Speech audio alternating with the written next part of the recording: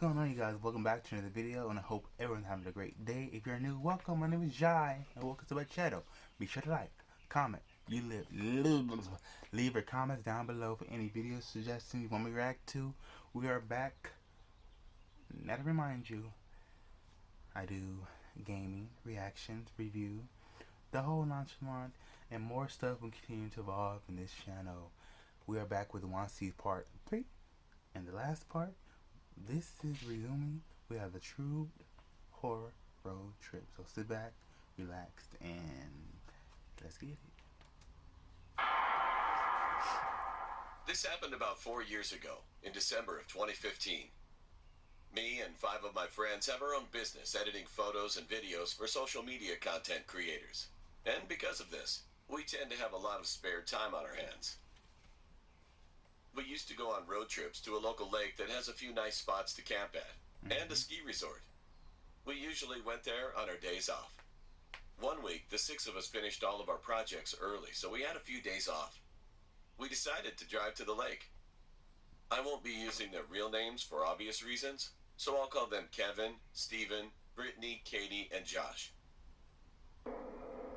Katie and Brittany rode in Katie's old sports car, and Steven and I rode on our motorcycles.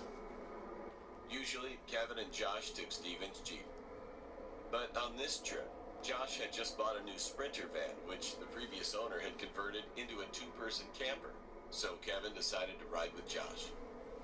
When we arrived, we skied, had some really delicious camping food, and listened to Josh brag about his new van. It was a pretty normal trip.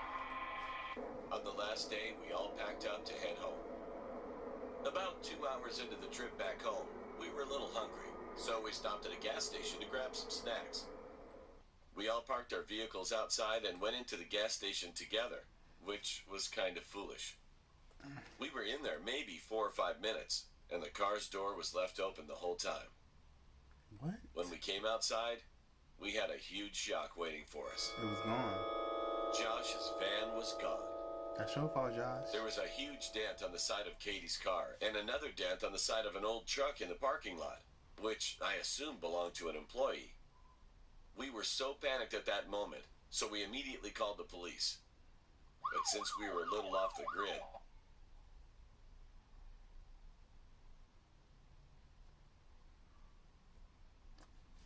Pause again. I don't know if this is my computer or... Let's see. We waited for another 2 or so hours while the police searched the area, but they couldn't find anything. They told us to go home, and they would contact us if they found the stolen van. Josh, you should have never Kevin left and your Josh door rode open. with the girls in Katie's car, while Steven and I rode our motorcycles, following them very closely. We didn't stop once during the remaining 3-hour trip home. Fast forward 2 or 3 weeks later, we received a frantic call from Josh. He said that the police contacted him and that the van had been found. All 6 of us showed up to see the van, and the van had somehow been rolled on its side and was left in a ditch near the highway, about an hour from where it had been stolen. Once they got it out of the ditch and flipped it upright, the police let us look inside to see if we could salvage any personal items. Sure enough, Kevin's laptop was gone, along with a set of kitchen knives that Josh had used for making kebabs. The most disturbing thing, though, was that once we got the busted driver's side door open, we saw that both seats were stained a deep dark red in multiple places. Oh, God. And the dashboard had slash marks all over it. At that point, we were really afraid of the van.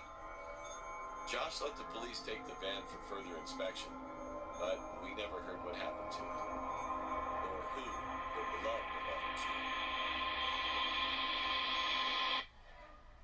Who steals a car and destroy it just to... My name is Louis, and I live in Switzerland.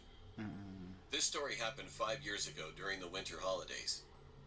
It was an icy cold day, and the snow was falling continuously, so we had to warm the house all day long with the firewood, putting it into the fireplace. My dad told us all the time that we should take care of the firewood. However, for the next days, we didn't do anything but just played Nintendo. Eventually, we noticed late around 9 p.m. that we had run out of wood. Dad got angry. So, as a punishment, he sent me and my older sister to the local lumberjack who was famous in the area. His shop was located 1.5 kilometers away from our house. He was a really tall guy with a long beard and wore a black and white lumberjack shirt as a classic lumberjack. Anyway, at first he seemed very talkative. We ordered 2 bags full of wood, which were about 50 kilograms. He said, "Okay, hold on. It'll take about 15 minutes to cut and wrap everything."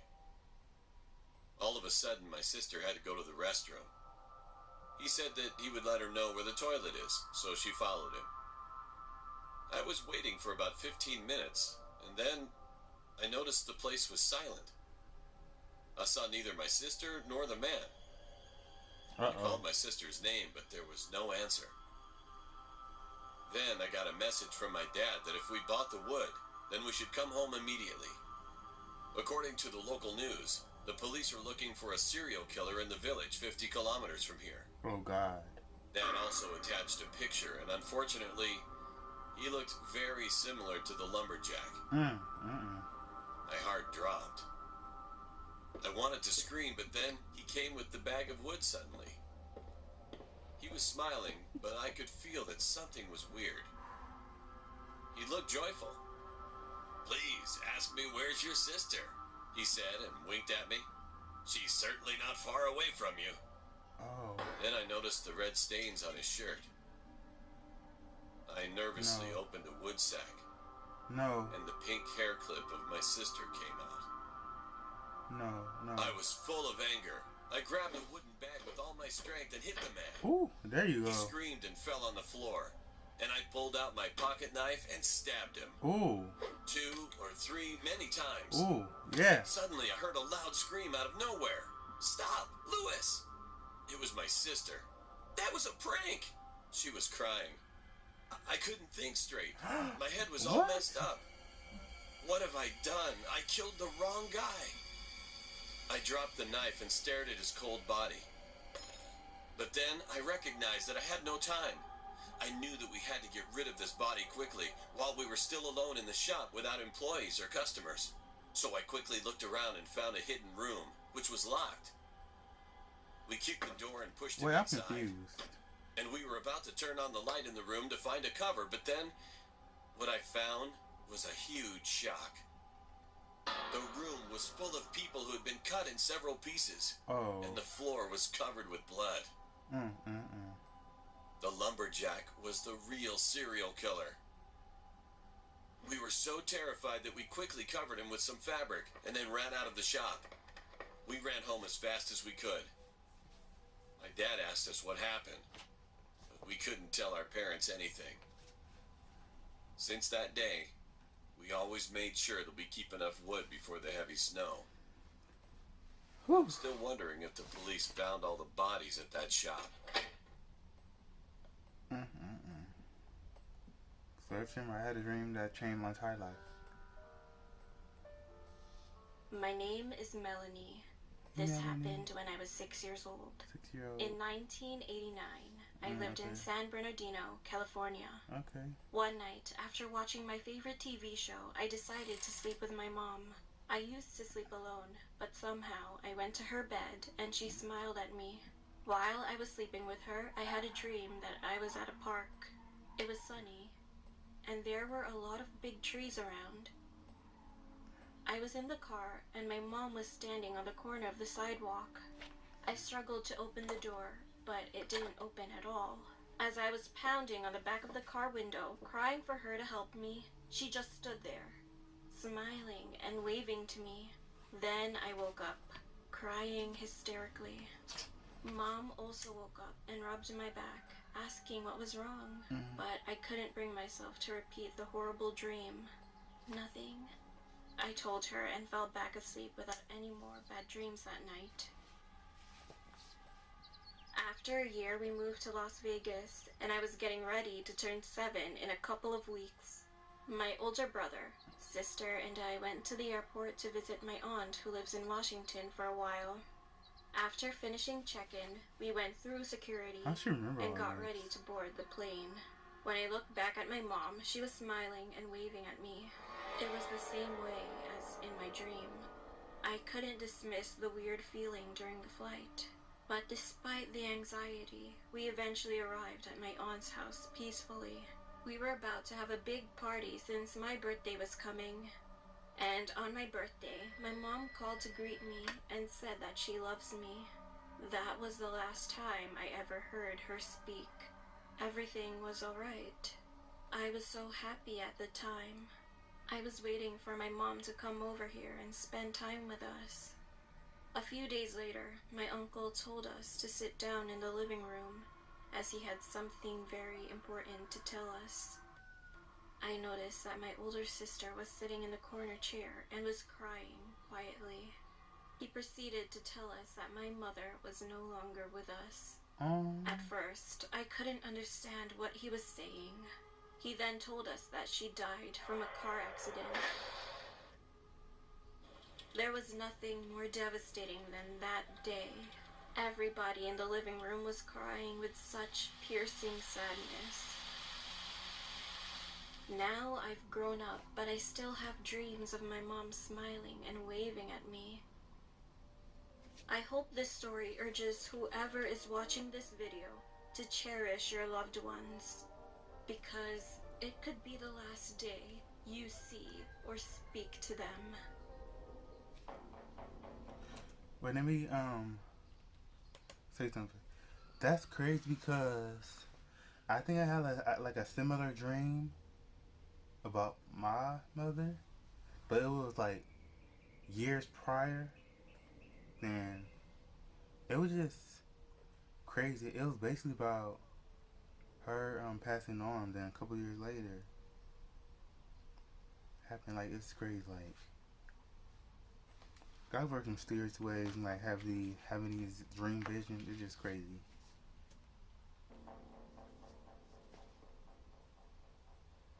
My name is Gabby, and this story is my true experience. When I was 11 years old, my family and I moved to a big house in a tiny town. Our new house was located at the highest point, which was at the end of the town. When we bought the house, the owner explained to us that his wife had just passed away due to cancer. And that the house was very precious to her, so she never wanted to sell it. Still, the owner said the house was too big and lonely for him, since all their kids were grown up and already moved to other cities. However, during the final part of the deal, he suddenly changed his mind and didn't want to sell the house. But it was too late. The owner stormed out of the office saying that it was his house and that we were going to regret it. Anyway, this was during the time my dad was sent overseas because he was in the military. So my mom, my older brother, and I had to live by ourselves for 6 months. 6 months. During that time, we had really weird experiences. Sometimes we would wake up to the sound of a goat in our backyard. It would last the whole night. The next morning, we talked to the neighbors and asked if one of them had goats, but none of them did. So at first, we just decided to ignore the issue and leave it alone. Now, just for your information, our house design was kind of odd. Downstairs, we had my room, my brother's room, my soon-to-be-born sister's room, and a weird wide walkway that led to the backyard. And upstairs, we had a kitchen, living room, and my parents' room. The downstairs was underground, and the upstairs was technically the first floor. Anyway, one night, I decided to sleep with my mom, so I went upstairs with my brother. Later that night, we heard a sharp scream coming from downstairs. It sounded like it was my dad's voice screaming for help. He was calling all of our names. My mom rushed out of the room and was ready to run downstairs. She's sprinting. All of a sudden, she stopped at the top of the staircase and looked at us with a weird expression on her face. But your dad is still in Colombia. How could he... And the next thing I saw was my mom abruptly falling down the stairs. That No. moment was so horrible. No. It was like someone pushed her backwards before she was able to resist. No, no, no. My brother called the police and I ran down the stairs to check my mom and see if she was okay. We struggled to bring her up the stairs, but we managed to make it to her room. When the police and ambulance arrived, they took my mom to a hospital and left 2 officers with us that night. I was crying the entire night, and we were so afraid. Due to falling down the stairs, Mom was injured, and unfortunately, we lost our new family member. Oh, the most no. touching part was that they found large handprints on my mom's back, as if she was pushed by someone. This led to an investigation, but they had to leave the case open because no one was found in our house, other than the 3 of us. We all suffered and went through a hard time that year, especially my mom. She slid into depression. When she recovered, we moved the following year. However, more things happened throughout the year, but not as bad as the previous one. Just footsteps, broken plates, or similar stuff to that. We put that house on the market when we left, but no one has contacted us. One thing is for certain. I hope that we never have to go back to that creepy house again. I really, really don't want to go back. Yeah, that previous family, they was up to something. It was late in the evening and I was driving on the highway. I was coming back home from my friend's party. I was so tired at that time, so I decided to check in at a hotel near the village. The hotel was not too big, seemed normal, but was kind of creepy. After finishing check-in, I got my key and the room number. My room number was 23. I walked to the hallway. As I was passing by the other doors, I heard a kid's giggling voice from the room number 20, which was located just 2 doors away from my room. I stopped walking, and I noticed that the door on this room looked different from the others. The door looked very old and it had a big keyhole, and it was big enough to peek inside the room. I was actually curious about the inside, so I looked into the room. And there was a girl who was sitting on the bed with her face down to the floor. Samara, the ring. I couldn't see her face clearly because her hair was all covered. She was wearing a white dress like the 1990s style, and it looked dirty. I thought it was weird, but soon I just disregarded it. So I headed to my room, locked the door, and just passed out. The next morning, I was walking the hallway again. I didn't know why, but I instantly had this feeling that I wanted to look through that keyhole again in room 20. So I stopped in front of the door and looked through the hole. But this time, I couldn't hear any sound and see the girl, though. Bam. They're gonna peek right in. All I could see was a whole red color. I thought maybe she saw me yesterday, that I was looking through the hole. So she probably covered up the hole with a red cloth or something. I thought that was childish, but cute. So I smiled, stepped back, and headed to the counter. Childish? Before leaving, I asked the lady at the counter, "Hey, what's going on in that room 20? Why does the door look different, and why that girl stays alone?" She stared at me for a while, and then began to talk. "Oh, you mean the room number 20. There used to be a family who checked in that room when this hotel wasn't renovated before. The couple had a daughter and stayed in here for their vacation. But then, they killed their daughter in that room. Oh, and when the cops arrived, the couple killed themselves too. That is... But the weirdest part about it was, after that, lots of our guests told the staff that they saw the same girl who was wandering hallways. And they all said that the girl's eyes were too red, as just like she was shedding tears of blood. What she told me shocked me. My heart was pounding and I couldn't even speak anything. Lord Jesus. Then what was that red thing? Was she looking at me through the door? Yep. Just like I was watching her? My name is Mandy and I tried to save you. That day, I saw him on one of my usual walks along the bridge. He was a tall, middle-aged man in a cheap-looking suit. I approached him carefully, not wanting to spook him. I asked, "Sir?" He turned around quickly, with his face drenched in sweat. "Who are you?" he asked nervously. I answered with a smile. "I'm Mandy. You should move away from here. It's pretty dangerous," I said, pointing to the edge of the bridge where he was standing. "What are you doing here?" He looked at me for a few seconds before speaking again. "Oh, I come here often. It's quiet, so I like that." I smiled at him again. He then looked down at the water below. He also said that I really shouldn't be hanging out in a place like this. "Your parents must be worried about it." He sounded calmer, but wouldn't meet my eyes. I spoke softly. "Well, my parents know I'm here. They know I like to help people like you." He turned to me, and I looked at him without blinking. I knew that he wanted to jump. The look on his face changed to one of uneasiness. So he tried to say something, but nothing came out. "It will hurt like nothing's ever hurt before.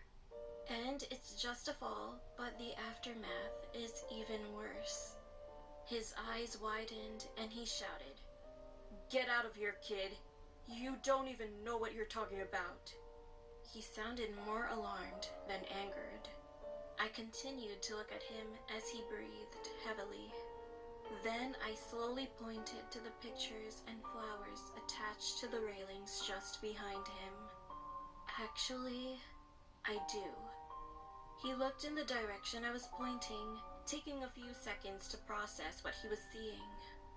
He then turned around slowly to look at me, pure horror on his face. How can you?" At that moment, I knew I had saved him, at least for now.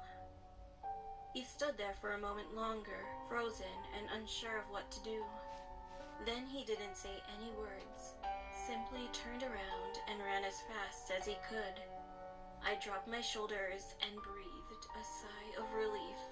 I walked over to the railings and just sat there, looking at the pictures. "We miss you, Mandy," was written on a big card decorated with hearts and flowers, right next to my yearbook photo. "Gone too soon," said another, surrounded by teddy bears, clothes, and lots of flowers. It all looked so pretty. "My name is Mandy. I was 19 when I died, and now I try to help people live."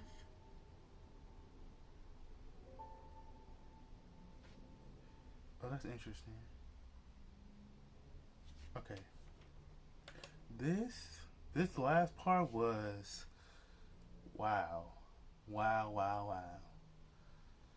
And that the mother who lost her baby, I knew it was something like, "Mother, get away from that stairwell. Like, something's going to get you." And behold, look what happened. And that the previous family had to be in a cult, because usually when someone dies, they're usually just there. It's like a whole evil was going on. And I think for the last video, the last story was when this is how I see it. She attempted to end her life. So she decided that that part of herself that was trying to end her life ended. Then she went her way. Then she came back to save the man. That's how I see it. Or not. It might just be like a little poem. A poem, which was true, like I just said, like how I just explained it. Yeah. So yeah. But I'm glad she saved the man, because any of your life is not worth it. Don't just if you're going through something like that, don't just look for ways to just end it. Just have your moment and just take a break from things. Just develop good habits. That's how you should see it. Just breathe. So thank you guys for listening to this video. We should like, comment, subscribe, all the great stuff. Until next time, you guys, it's your life. Do what you want and do it positively. Peace.